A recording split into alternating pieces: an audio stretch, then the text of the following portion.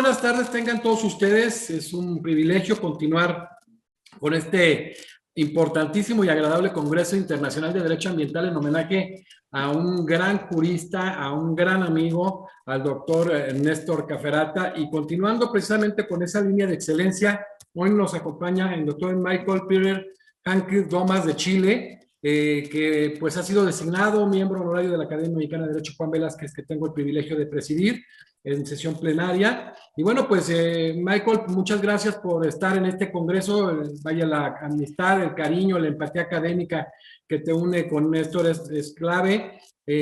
Ahora el afecto y la pertenencia con la Academia Mexicana de Derecho también es importante. Y bueno, te agradecemos esta participación, Michael. Bueno, José de Jesús, muchísimas gracias por esta invitación. La verdad es que para mí es un honor poder hoy día compartir contigo y con todos los que siguen a la Academia Mexicana de Derecho Juan Velázquez. Agradecer particularmente esta iniciativa que ha nacido de la Academia para rendir un homenaje a este gran maestro latinoamericano que es nuestro querido Néstor Cafferata. Así que muchísimas gracias por esta invitación y espero estar a la altura de todas las presentaciones que han habido, que han sido excelentes.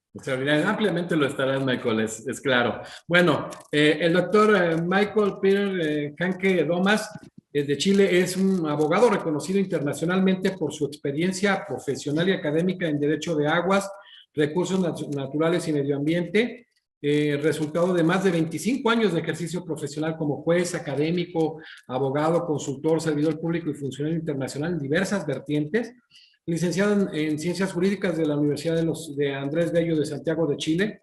Es doctor por el Center for Competition Policy de Norwich, en Reino Unido. Entre las actividades profesionales del doctor Hanke Domas se encuentra el haberse desempeñado como ministro titular del Tercer Tribunal Ambiental en Valdivia, Chile, durante 6 años en el periodo de 2013 a 2019. En este lapso fue el primer presidente del tribunal y en la actualidad lideró su instalación, una cuestión que causa orgullo especial.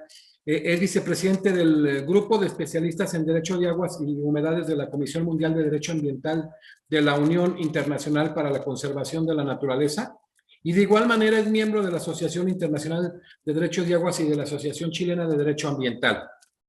Actualmente el doctor Hanke Domas se desempeña como abogado, árbitro y consultor internacional. Es profesor asociado de la Facultad de Derecho y de Gobierno de la Universidad de San Sebastián en Valdivia, asociado honorario precisamente honorario del Center for Water Law. De igual manera, luego de haberse desempeñado como profesor asistente en el centro en Escocia, que ya señalamos, el doctor Domas es además autor de diversos múltiples artículos académicos y capítulos de libros, y es nuevo miembro honorario de la Academia Mexicana de Derecho Juan Velázquez.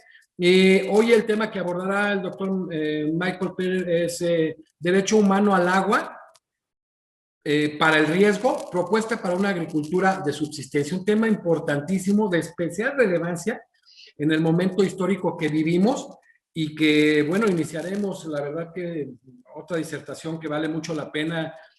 Parece un congreso que es largo en el lapso porque son 45 conferencias, pero se ha ido como agua entre los dedos, increíble por la calidad de los expositores y la pedagogía que manejan.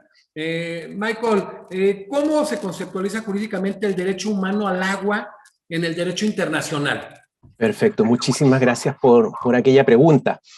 Bueno, antes que todo quiero dar las gracias nuevamente por esta invitación y reiterar mi deuda con quien considero este maestro del derecho ambiental de América Latina, nuestro querido Néstor Cafferata.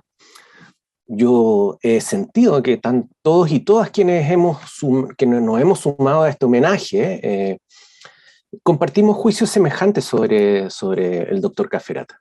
O sea, primero, él es un erudito del derecho ambiental que ha contribuido al saber desde diversas perspectivas. Eso es un gran logro. Lo segundo es que él es un académico inusual por estas latitudes, en tanto su generosidad en compartir el conocimiento propio y ajeno. No es algo común en nuestras latitudes. Así como siempre nos está invitando a todos y todas quienes participamos a las distintas jornadas que organizan en la Universidad de Buenos Aires, en su jornada de derecho ambiental que son bastante señeras y importantes en la región. Obviamente que siempre de la mano y siguiendo a otro de nuestros grandes maestros, que es el doctor Ricardo Lorenzetti, también en la Universidad de Buenos Aires. Y por último, yo quiero reiterar, quiero hacer hincapié en el hecho de que para mí otra de las cosas, de las características principales de Néstor es que él es una gran persona, y esto es lo más importante. Un hombre siempre amable, cercano y dispuesto a intercambiar una palabra y a ofrecer un café con quien toque a su puerta en la ciudad de Buenos Aires. La generosidad es tan grande como su corazón. Así que la verdad es que para mí es realmente un gusto, y esta presentación es en homenaje a nuestro querido maestro Néstor Cafferata.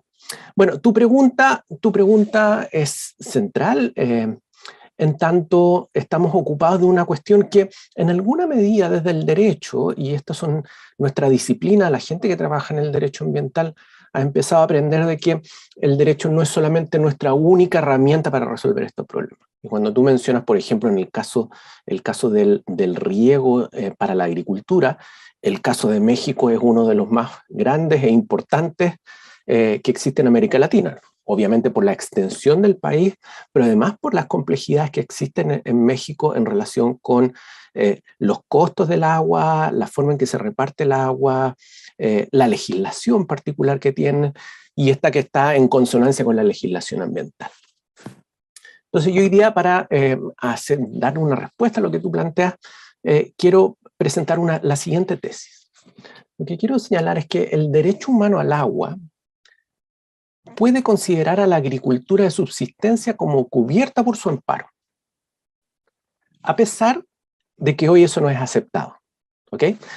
Voy a tratar de dar un paso más allá de lo que se acepta hoy día en términos internacionales y en términos dogmáticos de lo que constituye el derecho humano al agua. ¿Okay?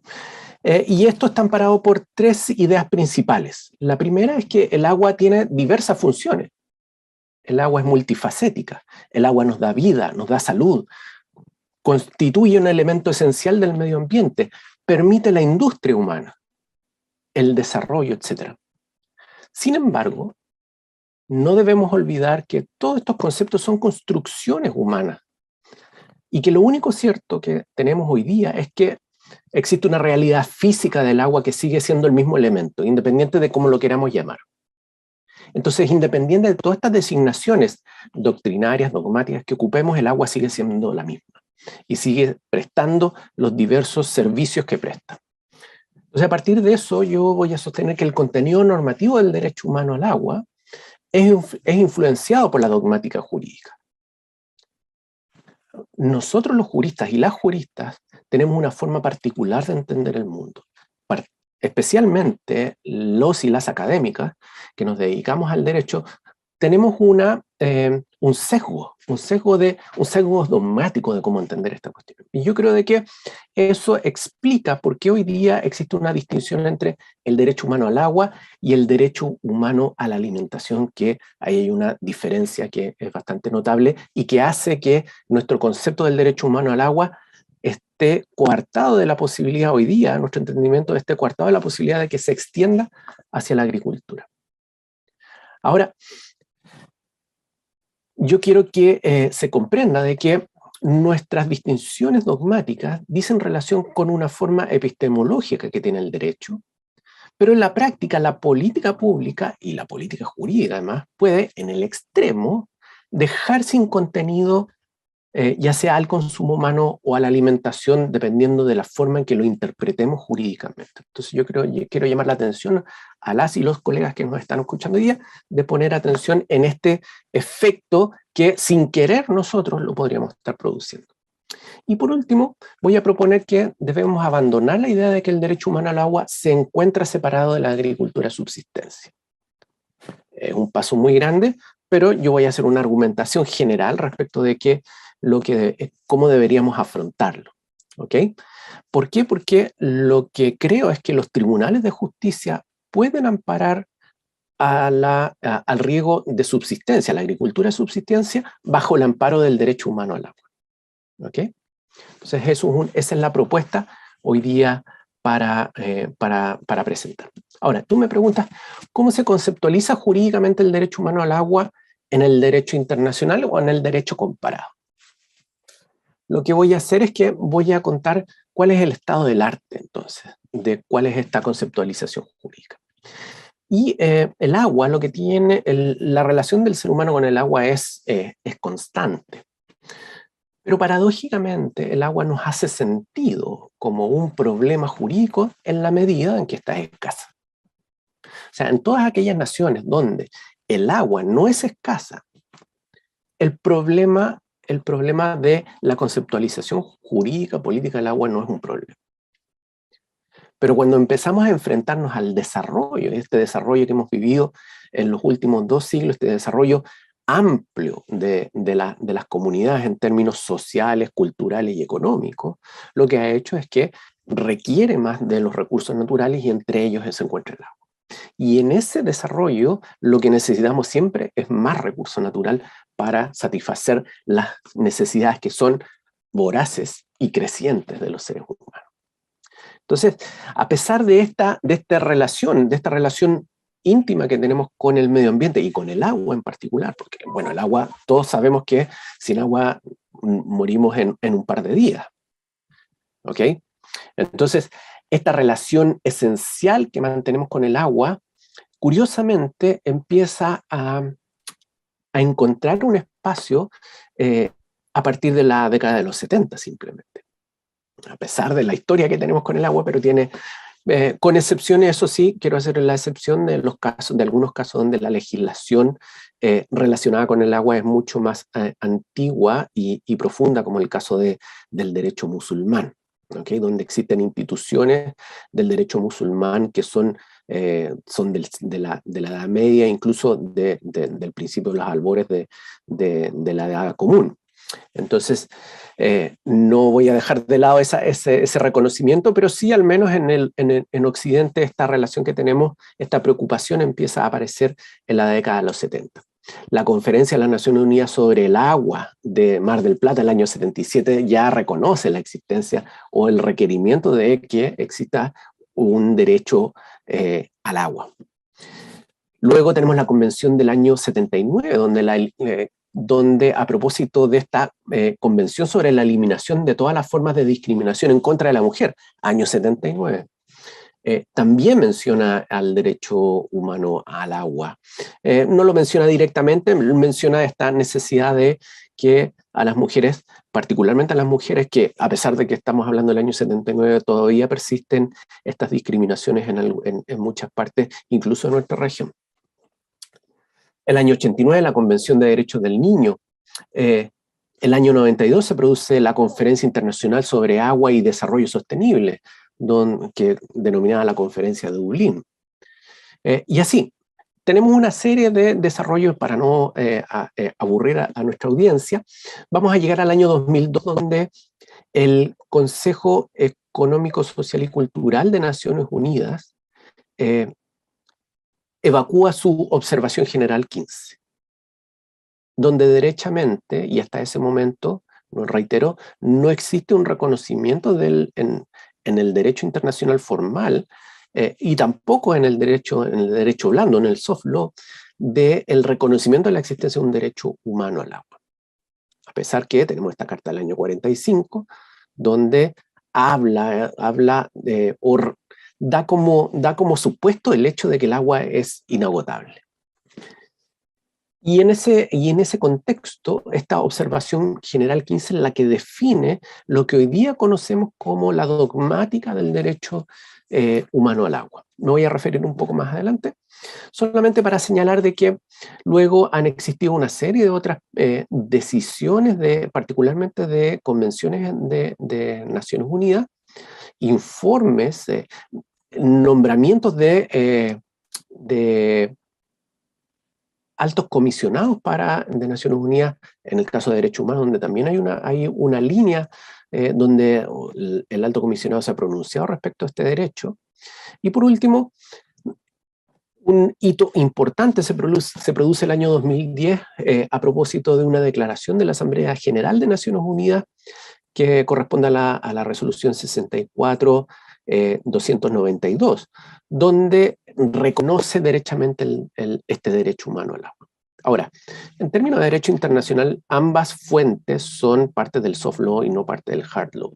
Entonces aquí tenemos una distinción respecto de, bueno, algunos que consideran que el soft law no es fuente de derecho, obviamente no es fuente de derecho de acuerdo a las fuentes reconocidas para el derecho internacional, pero sí tienen una influencia que puede ser bastante meridiana, no en la práctica estatal, sino de que en la práctica de algunos organismos de los estados, particularmente del Poder Judicial. Entonces, todos los que estamos aquí hemos tenido alguna experiencia con decisiones de los distintos poderes judiciales en relación o inspirados en este tipo de lineamientos jurídicos que compartimos a nivel internacional. Ahora, no existe, nuevamente reitero, no existe un tratado internacional de carácter multilateral que reconozca la naturaleza del derecho humano al agua. No está contenido en la Declaración Universal, pero sí lo vamos a encontrar en el Pacto de San Salvador, por ejemplo, en el caso de Latinoamérica. Lo vamos a encontrar en tratados bilaterales y regionales, particularmente en Europa y en África. Lo vamos a encontrar también inserto en las constituciones de los países, donde América Latina ha llevado el estandarte del derecho ambiental más moderno. Y vamos a encontrar también en la práctica judicial el reconocimiento de este derecho humano al agua. ¿Ok?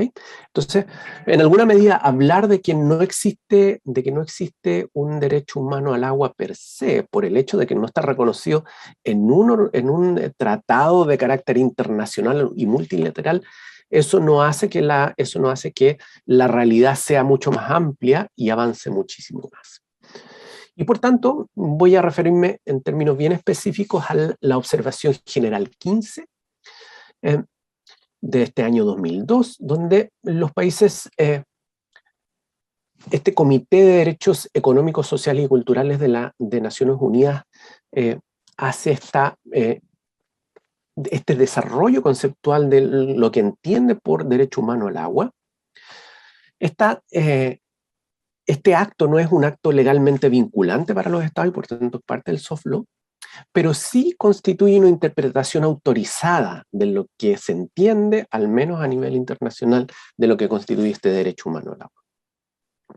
Y lo reconoce como un derecho independiente, porque hasta la fecha, muchos de los colegas recordarán que hay muchas cortes a nivel nacional que reconocieron la necesidad de proveer de agua para satisfacer necesidades de vida y de salud. Claro. Entonces tenemos las señeras decisiones de la Corte Suprema de la India, por ejemplo, y que han estado trasuntando en nuestros países últimamente. Pero en este caso reconoce que es un derecho independiente y esencial para el disfrute del derecho a un estándar de vida. Entonces aquí empieza a aparecer esta idea del estándar de vida como una necesidad que debe ser satisfecha a través de este derecho humano al agua. Y este estándar de vida, bueno, está compuesto por múltiples otros elementos. La salud, la vivienda adecuada, la alimentación. Básicamente, artículos 12 y 11 del Pacto Internacional de Derechos Económicos, Sociales y Culturales. ¿Okay? Ahora, en términos del contenido normativo. Este comentario lo que hace es señalar que el derecho humano al agua es el derecho de todos, y todas obviamente, a disponer de agua suficiente, salubre, aceptable, accesible y asequible para el uso personal y doméstico. Ese es el contenido y esa es la definición de este derecho humano al agua. Ahora, que parece evidente y muy claro, vamos a ver que tiene una serie de connotaciones y complicaciones jurídicas que vamos a tratar de dilucidar en esta pequeña presentación. Y por tanto, en este comentario 15, lo que hay es que se reconoce que el derecho humano al agua cubre el uso personal y doméstico. ¿Ok? Ahora, vamos a ver más adelante que esto no es tan claro porque usualmente cuando hablamos del uso personal y doméstico, mucha gente va a hablar del derecho humano al agua y al saneamiento, que es básicamente, y va a tener esta vinculación con el agua potable y el saneamiento, cosa que es muy importante, pero eso tiene un sesgo urbano. ¿Ah? En zonas rurales, usualmente, los servicios de agua potable y saneamiento no son los mismos que existen en las urbes, y por tanto, el concepto de derecho humano al agua cambia en alguna medida Perdón, Peter, en las zonas agrícolas. Michael, Sí, en ese sentido, el derecho humano al agua sí. se extiende más allá del consumo humano y el saneamiento, ¿verdad? Efectivamente, lo que estoy planteando es eso. Sí. Ahora, en términos concretos, se entiende de que solamente se refiere al uso doméstico, al agua potable y al saneamiento. Términos muy estrictos. Pero lo que estamos haciendo aquí es que, y no solamente yo, sino de que con otros, como por ejemplo David Boyd, lo que he planteado también es la vinculación que tiene con el medio ambiente, este derecho humano al agua, con el medio ambiente, con la salud, con la alimentación, etc. Entonces sí, efectivamente es extensible, se puede extender hacia otros ámbitos, pero siempre va a depender del contexto, ¿no? Y en esto me estoy poniendo el sombrero de juez, donde cada caso va a ser distinto, y lo que no podemos hacer es determinar una regla general para solucionar problemas que son diversos, complejos, y que responden a distintos culturas, responden a distintos estadios de desarrollo económico, responden a formas legales distintas, etc. Pero sí, en muchos casos, y particularmente en esta presentación, yo lo que voy a hacer es tratar de extenderlo a la agricultura de supervivencia. Entonces, sí, no podemos, y ahí hay una buena intuición, José, una muy buena intuición en el hecho de que el agua es un elemento de la naturaleza, y por tanto también en el derecho humano al agua uno podría decir, bueno, aquí hay un elemento que tiene que ser conjugado y que tiene que ser protegido en este caso. Entonces, ahí hay una cosa que podría no quedar muy clara, pero la voy a aclarar más adelante. Entonces, principios que informan este derecho, bueno, el principio de disponibilidad, la calidad y el acceso. Son tres elementos que se aparejan al derecho humano al agua. Disponibilidad, calidad y acceso. Disponibilidad, bueno, ¿cuánta agua? ¿De qué estamos hablando? ¿Cuánta agua necesitamos? Bueno, ahí hay una discusión que ha sido larga y que dice relación con, bueno, ¿cuál es la disponibilidad? ¿Cuántos litros? La primera definición no existe por de pronto, y la primera definición fue tomar una definición que tenía la Organización Mundial de la Salud, y donde definía que 20 litros por persona al día era lo mínimo. Ahora, esos 20 litros significan el mínimo minimorum, en términos de que te sirven para lavar las manos, quizás para lavarse, pero para no mucho más. O sea, hoy día una casa contemporánea, y no nos vamos a referir a nuestras casas, sino que nos vamos a referir a una casa pequeña, humilde, requiere agua para el excusado, para el lavatorio, para la comida y también para andar aseado. Entonces, esos 20 litros el tiempo ha ido modificándolo, y subimos a 50. Entonces, en una decisión de la Corte Suprema de Sudáfrica, en el caso Masibuko, la Corte reconoce que son 50 litros por persona al día. Y paradójicamente, en el caso, y esto es lo interesante, José Jesús, que lo que dice la Corte Suprema de Sudáfrica es que, dada la contingencia de pobreza, pero también la fuerte penetración del VIH en la población más pobre de Sudáfrica, requería una mayor cantidad de agua necesaria para cada persona, de modo de poder vigilar las condiciones sanitarias en las que se desenvolvía todos los días las personas que están enfermas de SIDA, por ejemplo. Entonces, muy interesante, te fijas de que hay una consideración que dice relación con una singularidad de la ciudad de Johannesburgo, básicamente. Y luego, hoy día, estamos hablando de 100 litros por persona al día. ¿Ok? Esto es una extensión hoy día, porque debido a los sistemas, al lavado, etcétera, necesitamos una mayor cantidad.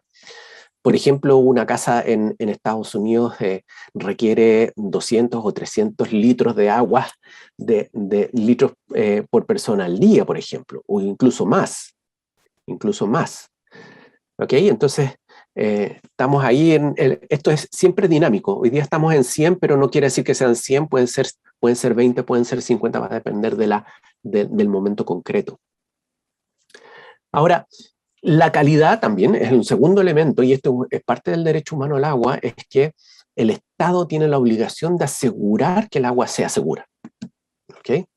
Y por tanto, la contaminación, la polución, la mala calidad del agua es una obligación de los estados, particularmente de los estados y los municipios, en el caso de México, de los municipios en términos del cumplimiento del derecho humano al agua. Y nos vamos a dar cuenta que alrededor de nuestra querida América Latina, la mayoría de los ríos están contaminados y existe mucha desidia en relación con lo que hay que hacer para la protección del agua segura. Tú ya conoces los casos colombianos del río Atrato, por ejemplo, donde es un río que está extremadamente contaminado y a través de la figura de los derechos a la naturaleza, la Corte lo que hace es amparar esta situación de desamparo que vive el río por la acción o la inacción del Estado. ¿Ok? Y esto se aplica a todas las fuentes de agua, José Jesús. Y particularmente uno piensa, bueno, el río, el lago, pero los camiones aljibes, los llamamos en Chile, los camiones que transportan agua también tienen que cumplir un estándar. ¿Ok? Entonces el Estado no puede abandonar estas formas que son bastante tradicionales en nuestra región de repartir agua. Entonces la forma de repartir también está sujeta o está amparada por esta idea de la calidad del agua segura. Y en términos del acceso, y esto es una cosa que ya es más compleja, acceso físico, el estándar es que la fuente de agua no esté a más de 500 metros o 1 kilómetro en total desde el hogar de la persona. Y la asequibilidad dice relación con una cosa que se malentiende. Y desde la Declaración de Dublín siempre se ha entendido que el agua no es gratis. Porque hay mucha gente cuando tengo un derecho humano al agua, es que tengo derecho a la gratuidad en el acceso al agua. Eso no es efectivo, pero tampoco es efectivo que el Estado vaya a invocar una cláusula de indisponibilidad presupuestaria para no dar el servicio de agua potable. ¿Por qué? Porque, bueno, ahí está la ponderación que tiene que hacer la magistrada y el magistrado en relación a cuáles son las acciones que ha realizado el Estado, las acciones positivas que ha realizado el Estado para prestar ese servicio. Solo un ejemplo, y perdonen la digresión, pero que a mí me gusta mucho. Se presenta una acción constitucional ante las Cortes en Chile, donde una persona invoca el derecho a la vida, en tanto el sistema de salud no le provee de un remedio, de una medicina, que es esencial para que se pueda mantener en vida, porque es muy cara. ¿Ok? Un caso que sucede en toda nuestra región.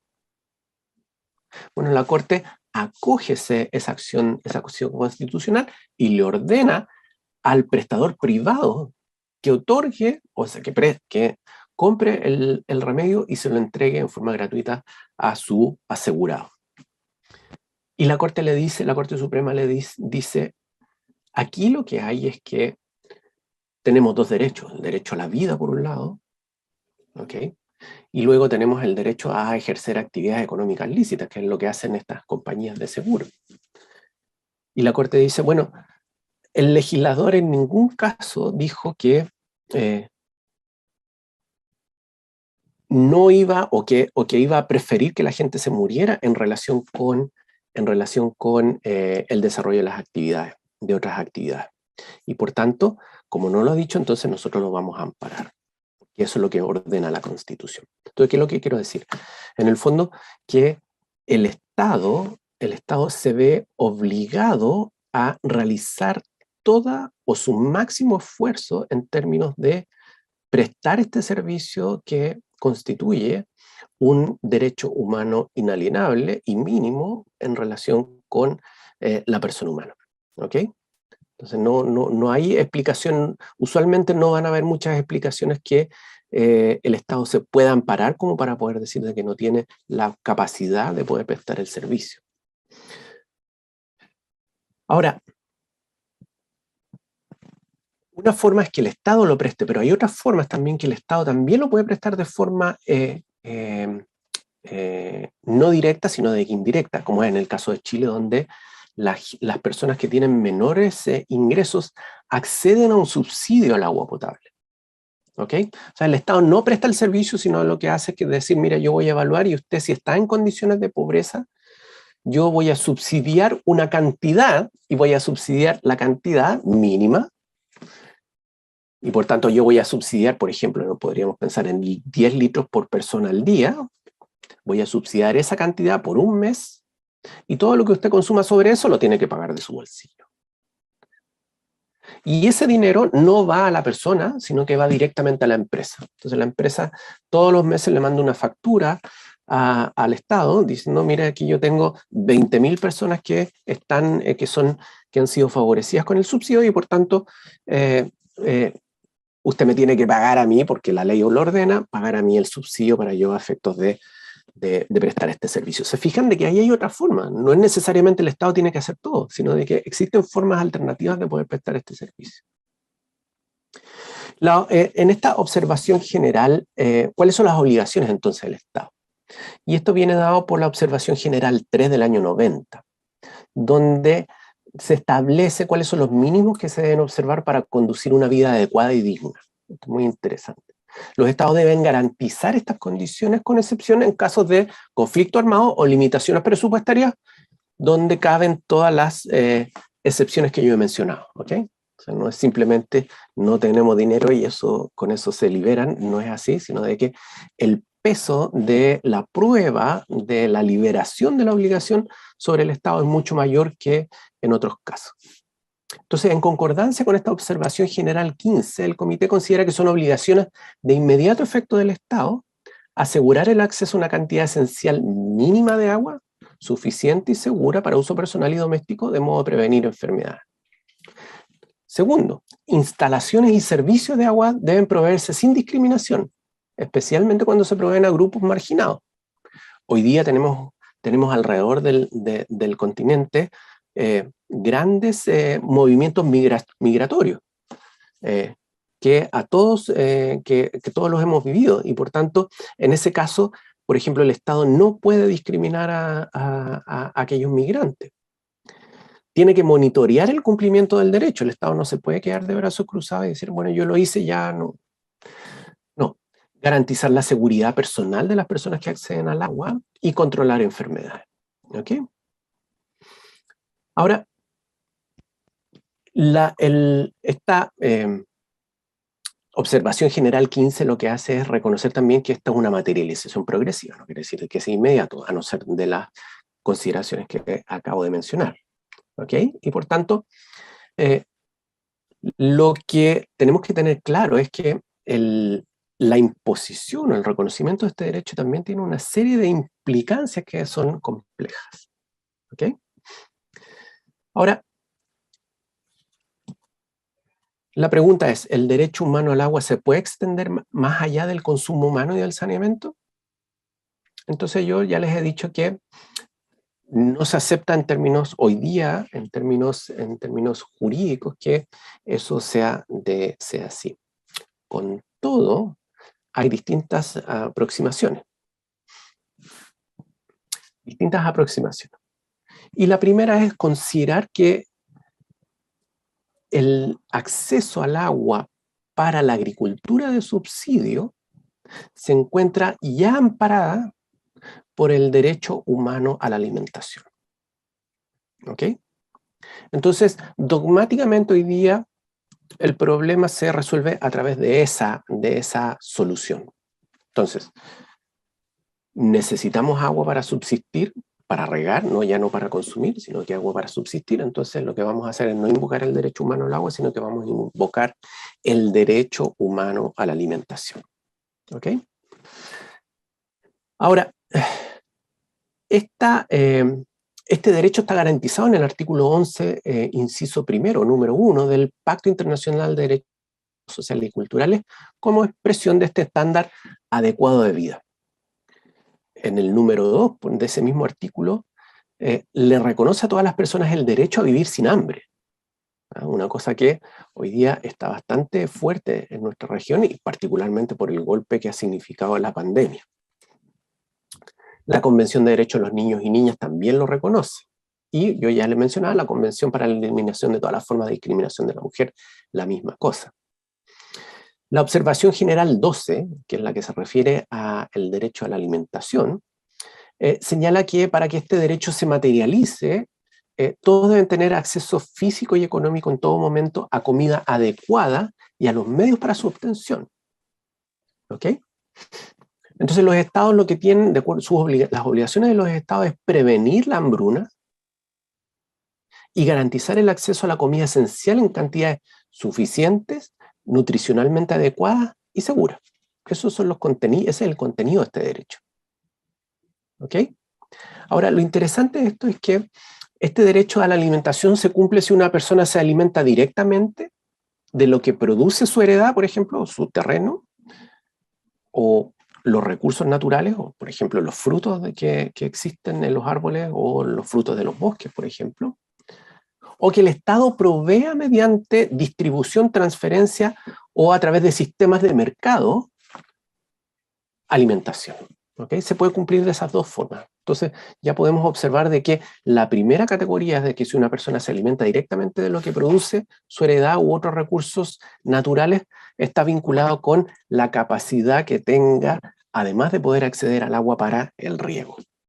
¿Ok? Y por tanto, lo que tenemos aquí es que, a pesar de que, no a pesar, sino de que este derecho a la alimentación requiere necesariamente del agua para la producción agropecuaria. ¿Ok? Entonces aquí encontramos el vínculo en por qué este derecho humano al agua estaría ubicado en el derecho humano a la alimentación. Ahora, pero yo quiero llamar la atención de aquí de todas las personas y decirles que las actividades agrícolas, para que ustedes entiendan, agrícolas, pecuarias y acuícolas, o sea, la crianza de peces en aguas dulces, ocupan en promedio el 70% de las aguas. En Europa es mucho menos, es el 30%, en Estados Unidos el 40%, y hay algunos países donde es el 90%. Pero en promedio, por ejemplo, en el caso de Chile es el 70% y en México también. ¿Ok?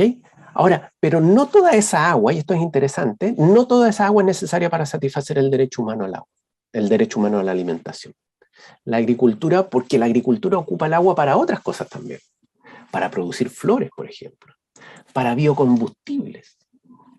Pero también debemos recordar de que si existen mínimos de alimentación, todo lo que existe por sobre esa producción mínima de mantenimiento de la vida de las personas, no está amparada por el derecho humano a la alimentación.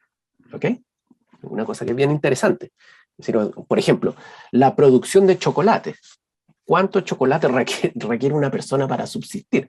Puede ser de que no se requiera y por tanto no sea parte del derecho humano a la alimentación. La leche, por ejemplo. ¿Cuánta leche debemos beber para poder subsistir? Bueno, hay culturas que no beben leche. Pero tradicionalmente nosotros sí bebemos leche. ¿Cuánta leche necesitamos? Por sobre la cantidad, ya no estamos hablando de un derecho humano a la alimentación, sino que estamos hablando de otra cosa, ¿eh? de una cuestión comercial. Entonces, si nos concentramos en el agua requerida para asegurar el estándar de vida adecuado, vamos a decir que los alimentos, nos vamos a concentrar en los alimentos de primera necesidad. Arroz, trigo y cereales. ¿Eh? Estos son macronutrientes presentes en la mayoría de las dietas. Alrededor del mundo, más del 50% de lo que se come está constituido por arroz, trigo y otros cereales. Y, por ejemplo, en el caso del arroz, que es el más usual, la recomendación es que deberíamos consumir alrededor de 600 gramos de arroz al día. Y ustedes deben, bueno, no lo saben, pero para producir esos 600 gramos se necesitan 1.600 litros de agua en promedio para producir. Entonces, ya las cantidades, esto es interesante, las cantidades que teníamos que eran bastante mínimas, hablábamos de 20 litros por persona al día, llegamos a hablar hasta de 100 litros por persona al día, ya estamos hablando de 1.600 litros. Una alimentación balanceada requiere 2.800 calorías, lo que quiere decir es de que sobre 2.800 calorías es glotonería y por tanto no debería estar protegido por el derecho humano a la alimentación, ¿ok? Y para asegurar la producción agrícola se requieren alrededor de 2.000 a 5.000 litros por persona al día. Y este es el dato interesante. Saltamos de 100 hasta 5.000 litros. Los vegetarianos, como quien les habla, requerimos 2.000 litros por persona al día. En cambio, los carnívoros, todos nuestros amigos, bueno, me imagino que nuestros amigos argentinos y uruguayos requieren 5.000 litros. Ah, y también allá en México también se hace. Norte sobre todo de México. Ay. Bueno, entonces la magnitud es bastante amplia, pero suena mucho, pero en términos de usos, es menos de un 20% de un litro por segundo de consumo, y por tanto es bastante menor. Suena mucho, pero es bastante menor en términos de los consumos usuales del agua. Y para que se hagan una idea, para producir 1 kilocaloría necesitamos 1 litro de agua. ¿Okay? Entonces necesitamos 2.800 litros por persona al día para producir estas 2.800 calorías. Y ahora también debemos entender que el agua para el cultivo se ocupa en un 80%, es agua que viene de la misma naturaleza, es el agua verde, es el agua de la agricultura de secano, la tierra se cultiva gracias a la lluvia y a la humedad que existe en algunas partes. Y solamente el 20% o el 20 al 10% del agua que se consume para producir alimentación es agua azul. O sea, esta agua que viene de los ríos, que viene de los acuíferos o que viene de los lagos. ¿Ok? Entonces, este 70% al que yo hacía referencia, del 20 al 10% corresponde al 70% de las extracciones a las que yo me refería de las aguas azules. ¿Ok? Entonces, también tenemos que tener en consideración que el agua puede no ser usada por la persona que consume el alimento, y este es otro problema. Tanto José Jesús como yo nos dedicamos al derecho, bueno, y muchos de los que están aquí, y no nos dedicamos a la agricultura. Y por tanto, todo el agua que nosotros necesitamos para producir nuestra alimentación viene dada ya. Eso se denomina agua virtual. Somos consumidores de agua virtual nosotros los que no nos dedicamos a la agricultura. ¿Okay? Entonces, para que haya agua para una agricultura de subsistencia, el agua debe ser necesaria para estos cultivos, para el cultivo, para los jardines domésticos, bueno, el uso doméstico y para el ganado. ¿Ok? Y esta dotación, la cantidad va a depender de cada uno de los países. Entonces, ¿por qué es importante la agricultura de subsistencia? Porque cerca de 2/3 de las personas que son malnutridas alrededor del mundo viven en ruralidad y dependen de la agricultura. Esa es la relevancia de lo que estamos hablando. Y aquí estamos incluyendo a pequeñas agricultoras y agricultores, obviamente, y personas que no tienen tierra, que son las personas que se encuentran malnutridas y que viven en estas zonas rurales. Por eso es nuestro interés. Y por tanto, el 50% de las personas malnutridas alrededor del mundo son agricultores y agricultoras pequeñas, por lo que el acceso al agua se encuentra directamente relacionado con la alimentación y el sustento. ¿Ok? Entonces, ¿por qué sostengo de que en vez de estar hablando del derecho humano a la alimentación, lo que debemos hablar es que el derecho humano al agua no es solamente al agua potable y al saneamiento, sino de que debemos agregarle a la agricultura de subsistencia? ¿Por qué? Porque lo que creo es que esa es una distinción que es meramente dogmática, jurídica, y que y que es una herramienta que tenemos los y las juristas para comprender las categorías cuando discutimos, cuando conversamos, cuando planteamos nuestras conceptualizaciones.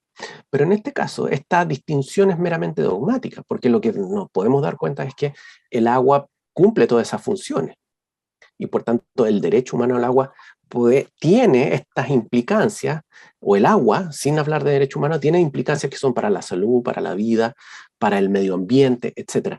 Y yo creo que separar estas categorías y decir, no, estamos hablando solamente de alimentación, no estamos hablando de medio ambiente, es un error garrafal. Es un error garrafal porque el agua es una sola. Entonces, nosotros con nuestra intención de entender esta realidad, la dividimos en una cosa bastante científica, bastante positiva, la dividimos para poder comprenderla, y en ese esfuerzo de división lo que hacemos es que en alguna medida pierde el sentido o pierde la efectividad en la protección de los derechos. Así, la reunión de ambos conceptos en un derecho humano al agua tiene el mismo efecto práctico que hablar del derecho a la alimentación. ¿Okay? Entonces no tiene ninguna relevancia jurídica esta distinción, sino que una mera acomodación dogmática nuestra.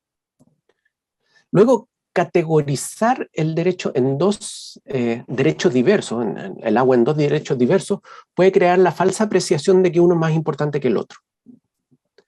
En el extremo, el agua para no morir de sed, obviamente que es más importante que la agricultura. Pero si en una casa hay agua para beber, pero no se puede comer, no tiene ningún sentido tampoco. ¿Ok?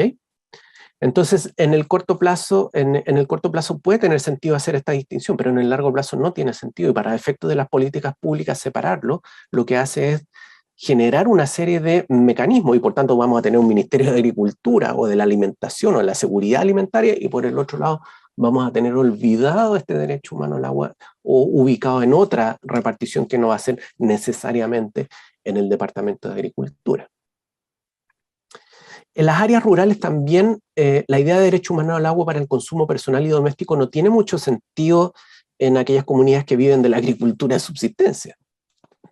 Por lo que les explicaba, ¿qué sentido tiene de que una agricultora tenga agua en la llave, pero no puede regar su plantación y por tanto no puede subsistir? Entonces, en alguna medida, esta distinción entre unos y otros es un sesgo urbano. Es un sesgo urbano que no reconoce esta realidad agrícola y rural. El derecho humano al agua y el derecho humano a la alimentación tienen una raíz compartida, la vida y la salud del ser humano. Entonces solo se podría retrucar que si esto es así, entonces solo hablemos de derecho humano a la vida y a la salud. O sea, si vamos a reducir todo a un solo tronco, hablemos de la vida y la salud. Pero esta crítica olvida que la aplicación del derecho es una cuestión de interpretación, y esto es una cosa que es muy importante. Por lo que la existencia del derecho humano al agua solo ha sido posible en su incorporación normativa a los sistemas jurídicos nacionales, ya sea porque se han incorporado a los sistemas jurídicos o porque han existido interpretaciones finalistas de los jueces en relación con el derecho a la vida y a la salud. ¿Ok? Siempre en contra de aquellos que son más exégetas del derecho y que reconocen solamente en el texto literal de la ley, la única fuente del derecho. Y por último, el derecho humano a la alimentación no necesariamente se satisface con el acceso al agua. ¿Ok? Entonces, lo que voy a proponer, para ya ir finalizando, lo que voy a proponer es que el derecho humano al agua comprenda a la agricultura de subsistencia y que, en caso a caso, se ampara este derecho por la vía de asegurar cantidades de agua para usos existentes de agricultura de subsistencia. Ahora, hay una serie de complicaciones de esta postura, y para ser bien transparente y ser justo, ¿qué sucede? Por ejemplo, alguien me podría preguntar, ¿qué sucede si existe un movimiento, una migración urbana hacia las zonas rurales? Si una persona, por tener un pedazo de tierra, tiene un derecho humano a que se le redistribuye el agua para poder cultivar su tierra? Es una pregunta que podría tener alguna respuesta en la medida en que si las tierras siempre han sido de cultivo, bueno, necesariamente esas tierras deberían permanecer. Pero podría suceder ese caso, ¿ok? Y también podría suceder el caso que esta ordenación o redistribución del agua pudiese producir efectos contrarios en el medio ambiente. Entonces ahí podríamos tener un efecto indeseado entre la protección del derecho humano al agua, incluida este riego de subsistencia, con la existencia misma del medio ambiente. Entonces no tendría mucho sentido, sería como dispararse en un pie. Entonces ahí son consideraciones que hay que tener, que nuevamente me pongo nuevamente el sombrero del juez. Caso a caso vamos a tener que ir resolviendo cuáles son las implicancias e ir desarrollando una jurisprudencia en colaboración obviamente con la academia, para poder aclarar y poder satisfacer estas necesidades que son tan preciadas por la población, no solamente en América Latina, sino que en el mundo. Así que muchísimas gracias, Oye, José Jesús. Michael, interesantísimo lo que se comprende, ¿no? Va más allá y ahora con la vinculación, el mismo protocolo adicional de San Salvador, ya ves, maneja algunas cuestiones muy interesantes, desde el derecho a la salud, consecutivamente en el 10, en el 11 el derecho al medio ambiente y luego a la alimentación, o sea, consecutivamente. Michael, después de este planteamiento tan interesante, el relator especial sobre la cuestión de las obligaciones de derechos humanos relacionados con el disfrute de un medio ambiente sin riesgos, limpio, saludable y sostenible, David Boyd, acaba de informar precisamente sobre el derecho, los derechos humanos en la crisis mundial del agua, lo que representa esta crisis. Preguntarte específicamente, Michael, ¿cuál crees tú o cuáles crees tú que puedan ser las consecuencias jurídicas para los sistemas legales de América Latina después de esta declaración? Muchas gracias por la pregunta. La verdad es que uno de los aspectos relevantes del informe del relator es la vinculación que hace con el medio ambiente. Esa es una de las cosas principales y era un poco lo que estábamos mencionando recientemente. Y él reconoce la simbiosis que existe entre el agua como elemento de la naturaleza y la mantención de la vida en los ecosistemas y particularmente en las cuencas. Entonces, cuando habla de derecho al agua, él se refiere por extensión a la protección de la naturaleza. Y ese es un elemento que es muy importante en nuestra región. Hay algunos países que tienen códigos de agua o leyes de agua que son bastante antiguas y señeras, pero que entienden el agua como un recurso natural. ¿ok? Y no lo entienden como un elemento de la naturaleza. Y esta es la cosa humana que nosotros tenemos, es de dividir la realidad y entenderla de una forma o de otra forma. Entonces lo que él hace es hacer confluir ambos elementos en uno solo. Y por tanto, una de las implicancias es precisamente que las autoridades relacionadas con el agua no pueden estar separadas de las actividades que realiza la autoridad ambiental. ¿ok? Entonces eso es muy relevante y por tanto vamos a incluir incluso hasta la agricultura. Luego, otra de las cosas que también es interesante que el relator insta a las empresas a cumplir sus responsabilidades en relación con los derechos, y esto es cada día más importante. Las empresas, particularmente las grandes empresas en la región que tienen vínculos con mercados extranjeros, particularmente Estados Unidos, Europa y hoy día también China, los estándares de comportamiento son mucho mayores y por tanto lo que está diciendo el relator es que las empresas tienen obligaciones no ya solamente con sus accionistas o con sus propietarios o propietarias, sino de que además tienen una obligación, una responsabilidad que no se agota en la responsabilidad social, sino de que una responsabilidad que dice relación con la protección de esos recursos. ¿okay? Entonces también es importante para las distintas empresas en la zona. También él considera que los efectos de la crisis hídrica mundial afectan al derecho a la alimentación. Entonces aquí nuevamente él está vinculando, no lo está separando. Dice, claro, ahí afecta a la alimentación en una implicancia que es directa a partir de la escasez del agua. Y también hace una serie de recomendaciones y particularmente lo que dice es que lo que deben hacer los países es que debemos utilizar de forma segura las aguas residuales y los lodos en la agricultura, la horticultura y la acuicultura para ahorrar agua. ¿Okay? Entonces está hablando directamente a las políticas públicas en relación con la actuación de las empresas o de los grandes empresas que se dedican al rubro agrícola y pecuario. ¿Okay? Llama a ahorrar agua, a contribuir a hacer efectivo el derecho a la alimentación, reducir el uso de fertilizantes químicos y recuperar parte de los costos de los servicios de saneamiento. Son una serie de requerimientos que son adicionales a los que existen hoy día y cómo concebimos el derecho humano a partir de este comentario número 15. Entonces ha ido evolucionando desde la perspectiva del relator. Y por último dice que en la legislación y en las políticas los estados tienen que dar prioridad a los usos personales y domésticos del agua, ¿ok? Así como la agricultura a pequeña escala, ¿ok?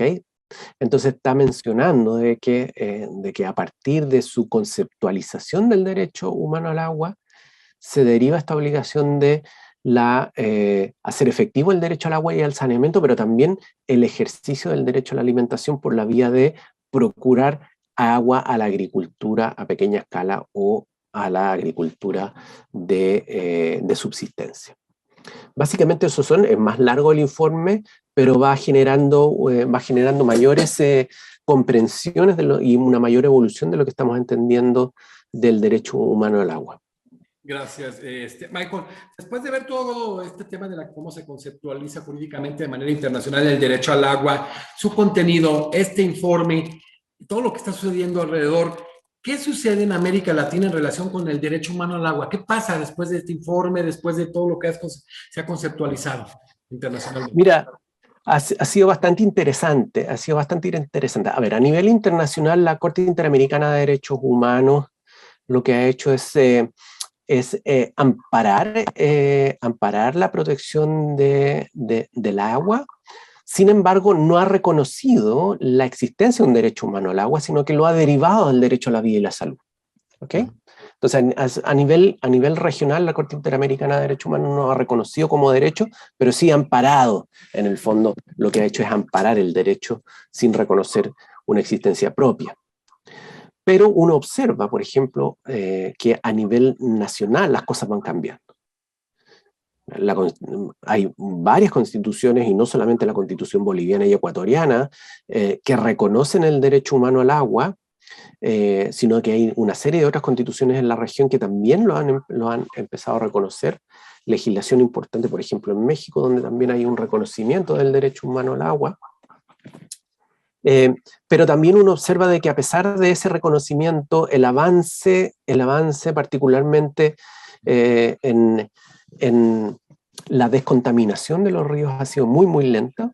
Ejemplo de ello son dos sentencias sumamente importantes, la sentencia del río Bogotá en Colombia y la sentencia del río Matanza-Riachuelo en la ciudad de Buenos Aires, donde ambos poderes judiciales han condenado al Estado por su inacción frente a la contaminación de los cursos de agua. Otra expresión de lo mismo lo vemos en la Corte Constitucional y en la Corte Suprema, particularmente la Corte Suprema, en ambas, Corte Suprema de Colombia, la protección del río Atrato, la protección de la Amazonía colombiana. Entonces encontramos en Ecuador también sentencias importantes, en Argentina y bueno, Brasil.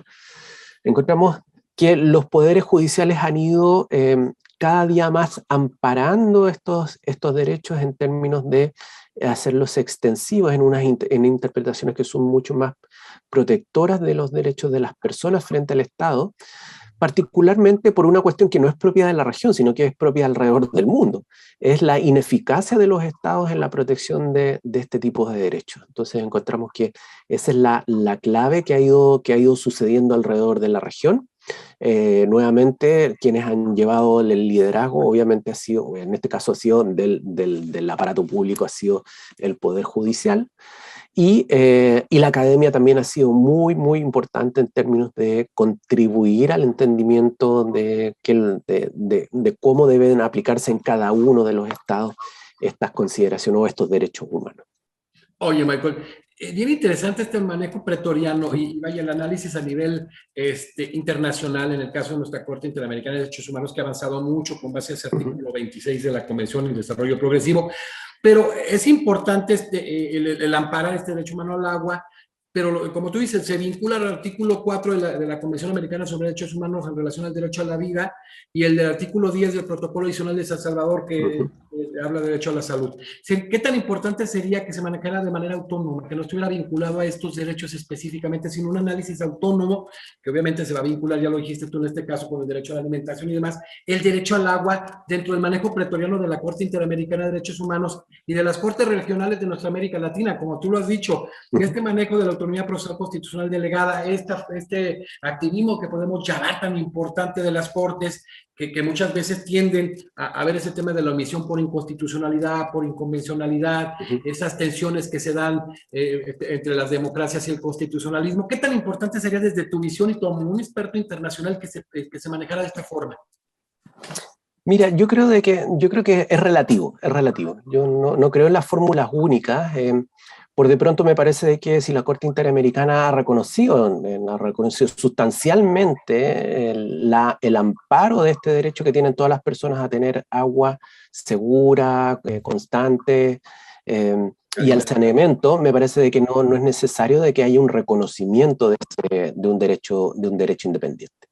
Ahora, dependiendo de las tradiciones de los países, hay algunos países que son más y menos conservadores en términos de su interpretación. Entonces, por ejemplo, tenemos Colombia, un país que su poder judicial es mucho más, es menos conservador en términos de las conceptualizaciones que utiliza. Pero en países donde la tradición es mucho más exegética y en términos del literalismo jurídico, yo creo de que es importante el reconocimiento del derecho humano al agua en tanto como categoría adicional, porque una interpretación exegética del derecho a la vida podría limitar ese derecho o podría hacerlo mucho más difícil de poder cumplir. Entonces, yo creo de que cada uno de los países tiene que tener una aproximación distinta, pero porque el objetivo aquí, lo único que nos interesa es que la gente pueda tener agua segura, pueda tener una vida y finalmente pueda tener una vida digna. ¿No? Y en el caso de las comunidades rurales, que siempre son las más desamparadas, y particularmente en nuestra región, agrégale el hecho de ser indígena y ser mujer, eso significa un hándicap que afecta derechamente la dignidad de esos grupos sociales. Michael, ¿qué importancia, qué trascendencia adquieren hoy, hablando de nuestra región de América Latina, la función del Poder Judicial en el caso de las Cortes Constitucionales, de las Cortes Supremas, de las salas constitucionales, ¿verdad? Son fundamentales el rol que juegan. La verdad es que en algunos casos hay una suerte no hay una discusión de fuentes, un diálogo de fuentes entre unos y otros. Y eso es complejo en algunos casos donde no se reconocen y en otros casos donde sí se reconocen. Eso genera inseguridad jurídica, eso genera mayores costos para la litigación y por tanto el amparo que nosotros los abogados y las abogadas podemos hacer de los derechos de las personas puede ser mucho más caro, mucho más difícil en una zona donde no necesariamente tenemos grandes recursos y por tanto podría ser un gran problema. Ahora, encontramos en lugares como nuevamente el caso de Colombia, donde existe este diálogo de fuentes entre los distintos poderes y existe una relativamente compartida entre la comunidad jurídica. Pero vamos a encontrar en otros países donde la comunidad jurídica se encuentra dividida. Por ejemplo, particularmente en el caso de Chile, estamos viviendo todo un proceso de modificación constitucional donde hay grupos que tienen una visión distinta de cómo se debe interpretar el derecho de propiedad que se tiene sobre las aguas y el derecho humano al agua. Entonces, ahí hay una cuestión que es muy interesante y que también existe una dificultad entre los distintos poderes y de los distintos, el Tribunal Constitucional, la Corte Suprema y los distintos otras cortes que están en juego. Entonces, nuevamente va a depender de cada uno de los países, pero en el fondo lo que queremos hacer es que, o lo que debemos tratar de amparar es generar condiciones de vida digna para todas las personas. Excelente. Y vaya donde sea el famoso choque de trenes como Colombia, que podría pensar uno que la Corte Constitucional ha trabajado muy fuertemente en el tema, la Corte Suprema, ¿no? Híjole, Michael, la verdad no se terminaron nunca cuando está en la conferencia en este sentido. Para cerrar, ¿qué sucede precisamente con las aguas transfronterizas y el derecho humano al agua? ¿Qué pasa en ese? Mira, ese es un caso que está muy poco desarrollado en nuestra región, muy poco desarrollado. Yo lo he estado trabajando bastante. Y nuestra región es bastante tradicional, y yo diría que un poco atrasado en términos de la regulación de las aguas entre los distintos países. Bueno, México tiene siempre problemas con Guatemala, ¿no? Con Guatemala por el uso de los cursos, pero no Guatemala con los otros países, en fin. Y alrededor de la región existen un montón de cuencas compartidas entre los distintos países. Y nosotros ya podemos comprender, nosotros los abogados que a veces somos más difíciles de domesticar, hemos podido entender que la cuenca es la fuente de la vida y la fuente del desarrollo económico, social y cultural. Y por tanto, si compartimos una cuenca, compartimos un destino común. Pero en esta lógica de la soberanía, que es lo muy presente en la región, es que cada uno vive en un mundo separado, a pesar de que el destino es común. Entonces tenemos eso. Tenemos bastantes, como te decía, varias cuencas, grandes cuencas compartidas en la región. Tenemos una plétora de tratados, particularmente bilaterales, pero curiosamente, a pesar de toda el agua que tenemos en la región, no tenemos ningún tratado regional que diga relación con los usos de las aguas no navegables, las aguas para el consumo. Y, José Jesús, ningún país de la región ha ratificado la Convención del año 97 sobre cursos no navegables, por ejemplo. Ningún país de la región, solamente Paraguay y Venezuela, firmaron el tratado, pero no lo ratificaron. ¿Ok? Entonces, ningún país de la región, y esto a mí me llama mucho la atención, yo creo de que ahí estamos muy atrasados en el impacto que pueda tener sobre el destino común. Ahora, en términos de derechos humanos, como esto ha ido evolucionando, hoy día, a partir de la decisión de la Corte Internacional de Justicia, en el caso de Nicaragua con Costa Rica, que condena a Nicaragua, Costa Rica con Nicaragua, que condena a Nicaragua por el daño ambiental que se produce por la ocupación de una isla, y lo condena a pagar las costas por primera vez. Hoy día lo que estamos viendo es que a nivel internacional se empieza a aceptar la posibilidad que un país produzca un daño ambiental en otro país. Entonces, un país ubicado aguas arriba en un curso de agua, que no proteja ese curso de agua y le produzca un daño ambiental al país de aguas abajo, hoy día ya no es un problema de soberanía, sino de que es un problema de responsabilidad internacional. Y si esa contaminación produce o tiene como efecto que la población no pueda acceder ni siquiera al mínimo, entonces estamos afectando el derecho humano además. Entonces, hoy día esta globalización, que por muchos no es querida, pero por otros, particularmente en este caso, muy bienvenida, esta interrelación que tenemos, este destino común que tenemos los países que compartimos cuencas, es fundamental, y por tanto la conducta que tengan los estados en relación con la protección de estos cursos transfronterizos es extremadamente relevante en términos tales que puede producir responsabilidad internacional de los países, en tanto puedan producir no solamente daño ambiental, sino de que una vulneración a los derechos humanos no de sus nacionales, no solamente de sus nacionales, sino que además de los nacionales de otro estado. Entonces, es un tema que es muy interesante, que solamente para terminar, por ejemplo, el caso de la Constitución de Bolivia, que es una de las más avanzadas en términos de protección ambiental, paradójicamente reconoce en uno de sus artículos que el agua es un bien soberano de los bolivianos y solamente favorece a los bolivianos. Entonces, en una visión que es bastante contrapuesta con esta idea de la interoperabilidad de los ecosistemas, ¿eh? Como que el agua fuera de las fronteras no saliera fuera de las fronteras de los distintos países. Entonces, y eso no es no solamente ese caso, sino de que es alrededor de todos los países en la región. Muchas gracias, Peter. Por eso estos diálogos que se generan a través de estos congresos son muy importantes, se ponen los temas a debate y vale mucho la pena.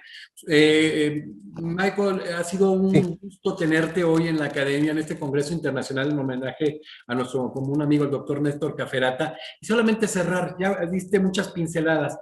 ¿Qué le ha aportado Néstor Cafferata al desarrollo del derecho ambiental? ¡Wow! ¡Wow! Mira, yo creo de que le ha ido dando sistematicidad y profundidad al derecho ambiental. Y por ejemplo, voy a graficarlo en una cosa que puede sonar bastante arcana, pero para nosotros los abogados y las abogadas no es así. En el caso de el daño ambiental y el concepto de la causalidad en el daño ambiental. Existe muy poco escrito sobre causalidad en el daño ambiental, y uno de los escritos que conozco es precisamente el de Néstor con el profesor Goldberg, creo que es un documento en conjunto que escribieron sobre la causalidad, y que es muy interesante y muy clarificador de cómo se vinculan los actos con el daño ambiental, y cómo pueden ser atribuidos en términos de decir que hay una causalidad vinculante entre el acto de quien está ofendiendo el derecho y el efecto en el medio ambiente. Entonces, es una cuestión muy interesante. Nuevamente te insisto de que no conozco otro documento que sea parecido al de Néstor. Y él ha ido ordenando, a través de sus escritos, ordenando este conocimiento, profundizándolo, echando luces respecto de cuestiones que pueden ser bastante complejas, difíciles, y además en un lenguaje que es bastante llano, sin que sea simple, sino de que llano, de que se puede entender, y también contribuyendo desde otras disciplinas, porque Néstor tiene la característica de no solamente saber derecho ambiental, sino que sabe muchísimo de derecho procesal, por ejemplo, y eso para todos nosotros es extremadamente relevante a la hora de resolver conflictos y de dar soluciones que ayuden a la gente. Muchísimas gracias. Pues hoy nos acompañó el doctor Michael Peter Hanke Domas de Chile, vicepresidente del Grupo de Especialistas en Derecho de Aguas y Humedades de la Comisión Mundial de Derecho Ambiental de la Unión Internacional para la Conservación de la Naturaleza, miembro de la Asociación Internacional de Derecho de Aguas y de la Asociación Chilena de Derecho Ambiental. Fue ministro titular del Tercer Tribunal Ambiental en Valdivia, Chile, durante 6 años, siendo el primer presidente del tribunal, y lideró la instalación del mismo, y obviamente es un abogado reconocido internacionalmente por su experiencia profesional y académica en el derecho de aguas, recursos naturales y medio ambiente. Es un privilegio haber tenido hoy en esta parte del Congreso, en esta parte, llegando materialmente casi pasando poco la mitad, sobre la mitad, al doctor Michael Peter Hanke Domas en este Congreso Internacional de Derecho Ambiental en homenaje al doctor Néstor Cafferata. Muchísimas gracias a todos y nos vemos en la siguiente conferencia. Gracias.